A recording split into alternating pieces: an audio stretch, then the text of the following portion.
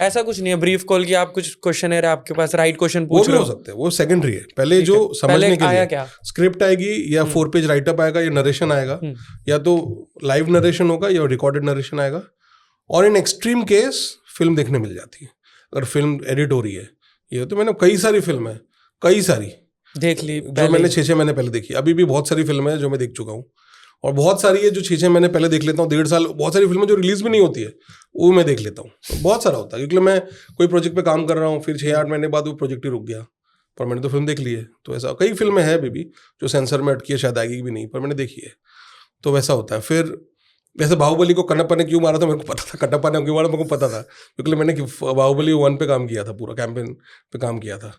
अरे तो मुझे पता था वो सारी चीजें, तो वो सब पता रहती 2 साल लोगों ने वेट किया उसका। हाँ, बट ऑफ कोर्स वो तो उनका बड़ा हुक था। तो एनीवेज फिर तुम्हें ब्रीफ आया, सब आया, then you take the brief और नरेशन, ये सारा होने के बाद फिर उनके डूज एंड डोंट्स आते हैं। अब ये बड़ा गेम है। लोग सब बोलते हैं ना fan art van art, fan art क्या है ना, तुम कुछ भी बनाओ, किसी के लिए बनानी है कि कोई उसका there is no owners of anybody, कुछ भी बनाओ, कुछ भी नेट से जो मिले बनाओ।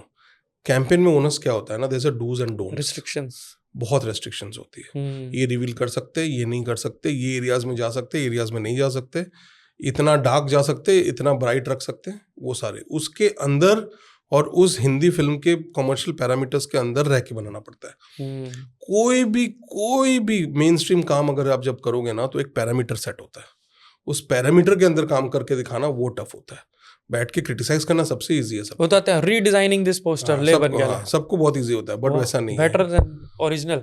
हाँ, बट वो पैरामीटर के अंदर कि वो ये करना है नहीं करना है।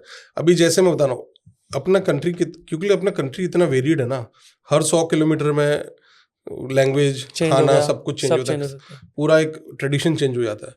तो ये सोचो एक फिल्म जो पूरे इंडिया के लिए वो लोग टारगेट अगर कर रहे हैं, तो उसको कितना वाइड रखना पड़ता है, सबको समझ आना चाहिए। एग्जैक्टली। तो वो जितना वाइड तुम खोलोगे ना, उतना जेनेरिक रखना पड़ता है, और जितना जेनेरिक होगा उतना चैलेंजिंग हो जाएगा नया पोस्टर को यूनिक बनाना। नहीं बन सकता, ऑनेस्टली नहीं बन सकता, एक पॉइंट के बाद नहीं बन सकता, बिकॉज सारे रिसाइकल थॉट्स ही आएंगे।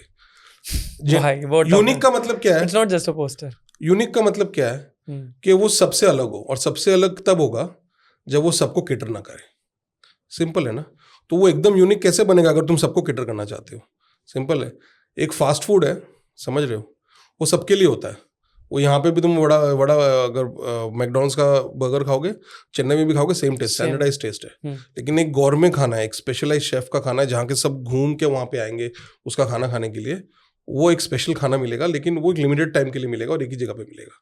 तो वैसे ही सीन है, जब तुम जितना वाइड खोलोगे उतना तुम्हें जेनेरिक जाना पड़ेगा। अब उस जेनेरिक के साथ क्या नया कर सकते हो क्या नहीं, वो एक्सपीरियंस और अपने चैलेंजेस के साथ उसके साथ फाइट करना पड़ता है।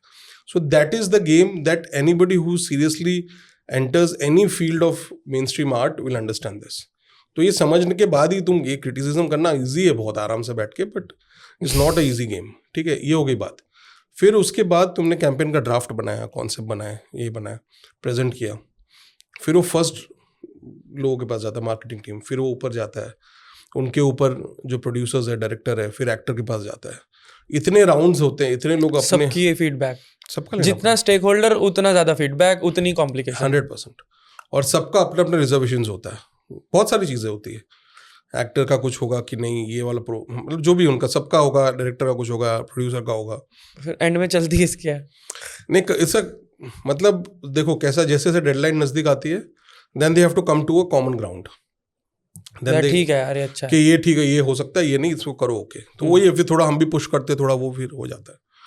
तो उस तरह से फिर हम लोग स्केचेस, कॉम्स बना के रफ कॉन्सेप्ट्स देते हैं, वो सेकंड थर्ड राउंड अप्रूवल होता है, चेंजेस होता है, फिर शूट करते हैं। शूट के बाद फिर पोस्ट शूट, यानी कि शूट के साथ फिर फर्स्ट ड्राफ्ट ऑफ फिनिशिंग होती है।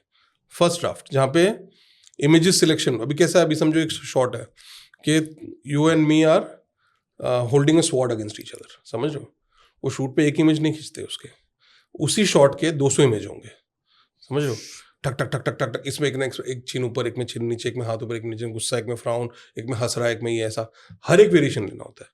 ठीक है, फिर उसके हम लोग को रफ ड्राफ्ट बनाने होते हैं कि मेरे हिसाब से ये 6 बेस्ट इमेज है, ये रफ ड्राफ्ट बना के फिर भेजेंगे। फिर कभी बोलेंगे अच्छा इसमें ये एक्टर सही लग रहा है, इसके मुझे और 3 ऑप्शन दिखाओ। ऐसे कर करके वो राउंड पूरा घूमेगा, फिर उसमें से एक ड्राफ्ट लॉक होगा, फिर उसको फर्स्ट राउंड ऑफ फिनिशिंग करेंगे, फिर वो भेजेंगे, फिर बोलेंगे नहीं यार ये कलर बहुत ज़्यादा सैचुरेटेड, इसको कम करो, ये करो, फिर एक सेकंड राउंड होगा। ऐसा करते करते we come to final round.